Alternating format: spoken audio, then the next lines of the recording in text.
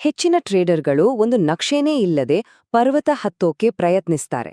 ಆದ್ರೆ ಯಶಸ್ವಿ ಟ್ರೇಡರ್ಗಳು ಪ್ರತಿಯೊಬ್ರು ಇದೇ 5 ಹಂತಗಳ ದಾರಿಯಲ್ಲಿ ನಡೀತಾರೆ. ಇವತ್ತು ನಾವು ಆ ನಕ್ಷೆಯನ್ನ ಒಮ್ಮೆ ಬಿಡಿಸಿ ನೋಡೋಣ.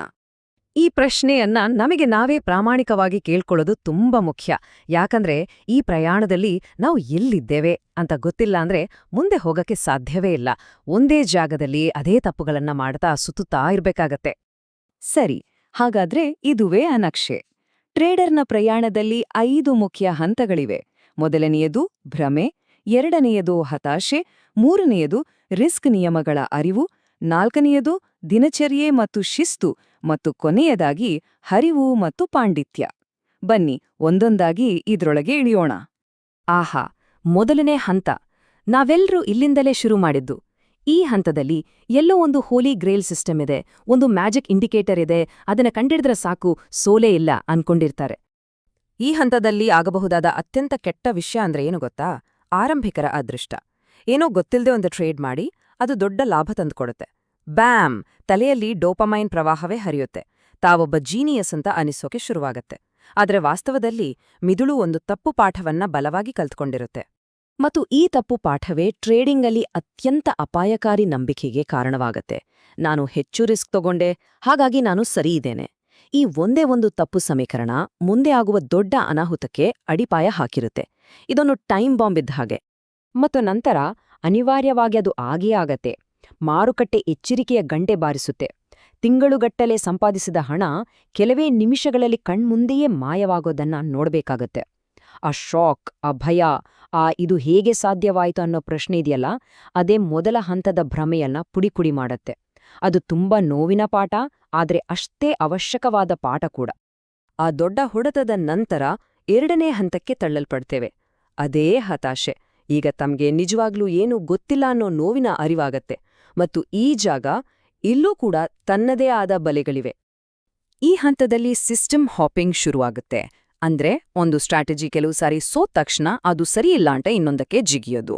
ಮತ್ತು ಇದಕ್ಕಿಂತ ಅಪಾಯಕಾರಿ ಅಂದ್ರೆ ಗುರುಗಳ ಮೇಲಿನ ಅವಲಂಬನೆ. ಬೇರೆಯವರ ಕಾಲ್ಸ್ ಫಾಲೋ ಮಾಡಿದ್ರೆ ಸೇಫ್ ಅನ್ಸತ್ತೆ ಅಲ್ವಾ? ಯಾಕಂದ್ರೆ ನಷ್ಟವಾದ್ರೆ ಅದು ಅವರ ತಪ್ಪು, ನಮ್ದಲ್ಲ. ಆದ್ರೆ ಇದು ಮೂಲಭೂತ ಕಲಿಕೆಯನ್ನೇ ನಿಲ್ಲಿಸ್ಬಿಡುತ್ತೆ. ಜವಾಬ್ದಾರಿಯಿಂದ ನುಂಚ್ಕೊಳ್ಳೋಕಿದೊಂದು ಸುಲಭ ದಾರಿಯಷ್ಟೇ.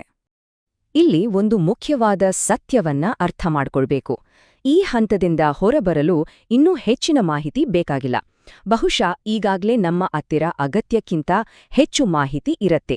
ನಮಗೆ ಬೇಕಾಗಿರೋದು ಒಂದು ರಚನೆ, ಒಂದು ಪ್ರಕ್ರಿಯೆ.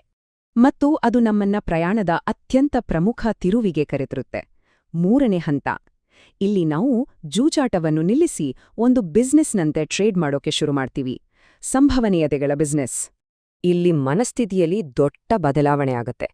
ಈ ಒಂದು ಟ್ರೇಡ್ ಗೆಲ್ತಾ ಅಂತ ಕೇಳೋದನ್ನು ಬಿಟ್ಟು, ಇದೇ ಥರದ ಸೆಟಪ್ ಅನ್ನ ನಾನು 100 ಸಾರಿ ಟ್ರೇಡ್ ಮಾಡಿದ್ರೆ ಕೊನೆಗೆ ದುಡ್ಡು ಮಾಡ್ತೀನಾ ಅಂತ ಯೋಚಿಸೋಕೆ ಶುರು ಮಾಡ್ತಾರೆ. ಇದನ್ನೇ ಪಾಸಿಟಿವ್ ಎಕ್ಸ್ಪೆಕ್ಟೆನ್ಸಿ ಅನ್ನೋದು. ಒಂದು ಟ್ರೇಡ್ನ ಫಲಿತಾಂಶಕ್ಕೆ ಇಲ್ಲಿ ಬೆಲೆಯೇ ಇಲ್ಲ. ಹಾಗಾದ್ರೆ ಅದನ್ನ ಮಾಡೋದು ಹೇಗೆ? ಒಂದು ಪಕ್ಕಾ ಪ್ಲಾನ್ ಮೂಲಕ. ಅದೊಂದು ಯಾಂತ್ರಿಕ, ನೀರಸವಾದ IF ದೆನ್ ಪ್ಲಾನ್ ಆಗಿರುತ್ತೆ. IF ಚಾರ್ಟ್ ಮೇಲೆ A, B ಮತ್ತು C ಪರಿಸ್ಥಿತಿಗಳು ಕಾಣಿಸಿದೆ. ದೆನ್ ನಾನು ಮೊದಲೇ ನಿರ್ಧರಿಸಿದ ರಿಸ್ಕ್, ಸ್ಟಾಪ್ ಲಾಸ್ ಮತ್ತು ಟಾರ್ಗೆಟ್ನೊಂದಿಗೆ ಟ್ರೇಡ್ ಎಕ್ಸಿಕ್ಯೂಟ್ ಮಾಡ್ತೀನಿ. ಇಲ್ಲಿ ಭಾವನೆಗಳಿಲ್ಲ, ಊಹೆಗಳಿಲ್ಲ, ಕೇವಲ ಕಾರ್ಯಗತಗೊಳಿಸುವಿಕೆ ಅಷ್ಟೇ. ಮತ್ತು ಈ ಆಟದಲ್ಲಿ ನಮ್ಮನ್ನ ಜೀವಂತವಾಗಿಡೋ ನಿಯಮ ಇಲ್ಲಿದೆ. ಪ್ರತಿ ಟ್ರೇಡ್ಗೆ ನಮ್ಮ ಬಂಡವಾಳದ 0.5% ರಿಂದ 2% ಮಾತ್ರ ರಿಸ್ಕ್ ಮಾಡೋದು. ಯಾಕೆ? ಯಾಕಂದ್ರೆ ಸೋಲಿನ ಸರಣಿ ಖಂಡಿತವಾಗಿಯೂ ಬಂದೇ ಬರುತ್ತೆ, ಅದು ಗ್ಯಾರಂಟಿ. ಈ ನಿಯಮ ಸತತ 5, 6 ಅಥವಾ 10 ಸೋಲುಗಳ ನಂತರವೂ ನಾವು ಆಟದಲ್ಲಿ ಉಳಿದುಕೊಳ್ಳುವಂತೆ ನೋಡ್ಕೊಳ್ಳುತ್ತೆ. ಆಗ ನಮ್ಮ ಸ್ಟ್ರಾಟಜಿಗೆ ತನ್ನ ನಿಜವಾದ ತಾಕತ್ತು ತೋರ್ಸೋಕೆ ಅವಕಾಶ ಸಿಗುತ್ತೆ. ಈ ವ್ಯತ್ಯಾಸವನ್ನ ನೋಡಿ. ಹವ್ಯಾಸಿ ಟ್ರೇಡರ್ಗೆ ಸ್ಟಾಪ್ ಲಾಸ್ ಹಡಿದ್ರೆ ಅದು ವೈಯಕ್ತಿಕ ಸೋಲಿನಂತೆ ಕಾಣುತ್ತೆ, ಅವರ ಅಹಂಗೆ ಪೆಟ್ಟು ಬೀಳುತ್ತೆ. ಆದ್ರೆ ಒಬ್ಬ ಪ್ರೊಫೆಷನಲ್ಗೆ ಅದು ಕೇವಲ ಇನ್ಶೂರೆನ್ಸ್, ಬಿಸ್ನೆಸ್ ಮಾಡೋದಕ್ಕೆ ತಗುಲುವ ಖರ್ಚು. ಒಂದು ಸೋಲು ವೈಯಕ್ತಿಕವಲ್ಲ, ಅದು ಕೇವಲ ಒಂದು ಡೇಟಾ ಪಾಯಿಂಟ್ ಅಷ್ಟೇ. ಮೂರನೇ ಹಂತದ ನಿಯಮಗಳ ಮೇಲೆ ಹಿಡಿತ ಸಾಧಿಸಿದ ಮೇಲೆ ನಾವು 4ನೇ ಹಂತವನ್ನ ಪ್ರವೇಶಿಸ್ತೇವೆ. ಇದು ಸಂಪೂರ್ಣವಾಗಿ ಕಾರ್ಯಗತಗೊಳಿಸುವಿಕೆಯ ಬಗ್ಗೆ. ದಿನಾಲೋ ಇದು ಟ್ರೇಡಿಂಗನ್ನ ನಿಜ ಹೇಳ್ಬೇಕಂದ್ರೆ ಸ್ವಲ್ಪ ನೀರಸವಾಗಿಸ್ತೆ. ಇಲ್ಲಿ ದಿನಚರಿಯೇ ಎಲ್ಲವೂ. ಮಾರುಕಟ್ಟೆ ಶುರುವಾಗೋ ಮುಂಚೆ ತಯಾರಿ, ಪ್ಲಾನ್ ಪ್ರಕಾರ ಟ್ರೇಡ್ ಮಾಡೋದು ಮತ್ತು ಮಾರುಕಟ್ಟೆ ಮುಗಿದ ಮೇಲೆ ವಿಮರ್ಶೆ. ಆದ್ರೆ ಪ್ರೊಫೆಷನಲ್ಗಳು ಇನ್ನೂ ಆಳಕ್ಕೆ ಹೋಗ್ತಾರೆ. ಅವರು MAE ಮತ್ತು MFE ನಂತಹ ಮೆಟ್ರಿಕ್ಗಳನ್ನ ಟ್ರ್ಯಾಕ್ ಮಾಡ್ತಾರೆ. ಅಂದ್ರೆ ಒಂದು ಟ್ರೇಡ್ ಅವರ ವಿರುದ್ಧ ಎಷ್ಟು ಹೋಯ್ತು ಮತ್ತು ಅವರ ಪರವಾಗಿ ಎಷ್ಟು ಹೋಯ್ತು ಅಂತ ಅಳತೆ ಮಾಡ್ತಾರೆ. ಈ ಡೇಟಾ ಅವರನ್ನ ಪ್ರಾಮಾಣಿಕವಾಗಿಡುತ್ತೆ. ಇದು ಕಾಂಪ್ಲೇಸೆನ್ಸಿ ಅಂದ್ರೆ ಅತಿಯಾದ ಆತ್ಮತೃಪ್ತಿಯನ್ನ ತಡೆಯೋಕೆ ಇರೋ ಅತ್ಯುತ್ತಮ ಮದ್ದು. ಮತ್ತು ಇದು ನಮ್ಮನ್ನ ಈ ಹಂತದ ಅತ್ಯಂತ ದೊಡ್ಡ ಅಪಾಯದ ಕಡೆಗೆ ಕರೆದೊಯ್ಯುತ್ತೆ. ಏನ್ ಮಾಡ್ಬೇಕು ಅಂತ ಗೊತ್ತಿಲ್ದೆ ಇಲ್ಲಿ ಯಾರೂ ಸೋನೋದಿಲ್ಲ. ಸೋಮಾರಿತನದಿಂದ ಮತ್ತು ಅತಿಯಾದ ಆತ್ಮವಿಶ್ವಾಸದಿಂದ ಸೋಲ್ತಾರೆ. ಇದ್ನ ನಾವು 4ನೇ ಹಂತದ ಬಾಸ್ ಫೈಟ್ ಅಂತ ಕರಿತೀವಿ, ಗಾಡ್ ಮೋಡ್. ಸತತವಾಗಿ ಗೆದ್ದ ನಂತರ ತಮಗೆ ಎಲ್ಲವೂ ಗೊತ್ತು, ತಮಗೆ ಸೋಲೇ ಇಲ್ಲ ಅನ್ನೋ ಭಾವನೆ ಬರುತ್ತೆ. ಆಗ ಇನ್ನೊಂದ್ ಸ್ವಲ್ಪ ಜಾಸ್ತಿ ಸೈಜ್ ಹಾಕ್ತೀನಿ ಅಥವಾ ಈ ಸಾರಿ ಸ್ಟಾಪ್ ಲಾಸ್ ಬೇಡ ಬಿಡು ಅಂತ ಅನಿಸೋಕ್ ಶುರುವಾಗತ್ತೆ. ಯಾವ ನಿಯಮಗಳು ಇಲ್ಲಿವರೆಗೂ ನಮ್ಮನ್ನ ತಂದ್ವೋ ಅವನೇ ಬಗ್ಗಿಸೋಕ್ ಶುರು ಮಾಡ್ತೀವಿ. ಮತ್ತು ಆ ಅತಿಯಾದ ಆತ್ಮವಿಶ್ವಾಸ ಒಂದೇ ಒಂದು ದೊಡ್ಡ ನಷ್ಟಕ್ಕೆ ಕಾರಣವಾಗಿ ವಾರಗಟ್ಲೆ ಮಾಡಿದ ಸಂಪಾದನೆಯನ್ನ ನಾಶ ಮಾಡುತ್ತೆ. ಆದ್ರೆ ಆ ಬಾಸ್ ಫೈಟನ್ನ ಗೆದ್ರೆ ನಾವು ಶಿಖರವನ್ನ ತಲುಪ್ತೇವೆ. 5ನೆಯ ಹಂತ, ಹರಿವು ಮತ್ತು ಪಾಂಡಿತ್ಯ. ಇಲ್ಲಿ ಪ್ರಜ್ಞಾಪೂರ್ವಕ ಪ್ರಯತ್ನವು ಸುಪ್ತ ಸಾಮರ್ಥ್ಯವಾಗಿ ಬದಲಾಗತ್ತೆ. ಹರಿವು ಅಂದ್ರೆ ಏನು? ಅಂದ್ರೆ ಸರಿಯಾದ ಸಮಯದಲ್ಲಿ ಸರಿಯಾದ ಕೆಲಸವನ್ನ ಯೋಚನೆನೇ ಮಾಡದೆ ಮಾಡೋದು.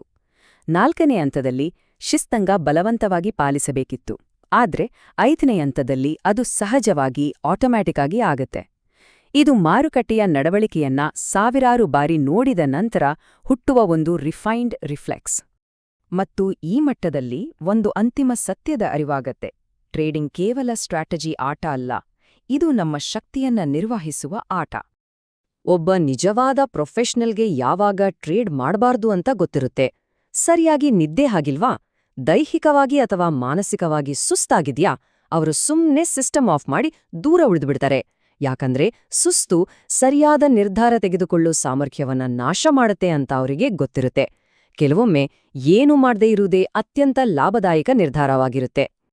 ಹಾಗಾದ್ರೆ ಬನ್ನಿ ಈ ಸಂಪೂರ್ಣ ನಕ್ಷೆಯನ್ನ ಒಮ್ಮೆ ನೆನ್ಪಿಸ್ಕೊಳ್ಳೋಣ. ಹಂತ 1, ಸುಲಭ ಹಣದ ಭ್ರಮೆ.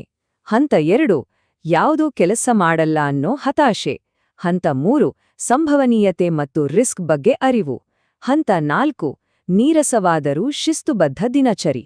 ಮತ್ತು ಕೊನೆಯದಾಗಿ ಹಂತ 5, ಸಹಜವಾದ ಹರಿವು ಮತ್ತು ಯಾವಾಗ ಸುಮ್ಮನಿರಬೇಕು ಎಂಬ ಜ್ಞಾನ. ಹಾಗಾದ್ರೆ ಅಂತಿಮ ಪ್ರಶ್ನೆ ನಿಮಗಾಗಿ. ಈ ನಕ್ಷೆಯನ್ನ ಪ್ರಾಮಾಣಿಕವಾಗಿ ನೋಡಿ. ಈ ಪ್ರಯಾಣದಲ್ಲಿ ನೀವ್ ಎಲ್ಲಿದ್ದೀರಿ? ನಮ್ಮ ಸ್ಥಾನವನ್ನ ತಿಳಿದುಕೊಳ್ಳೋದೇ ನಮ್ಮ ಗುರಿಯನ್ನ ತಲುಪೋದಕ್ಕೆ ಮೊದಲ ಹೆಜ್ಜೆ.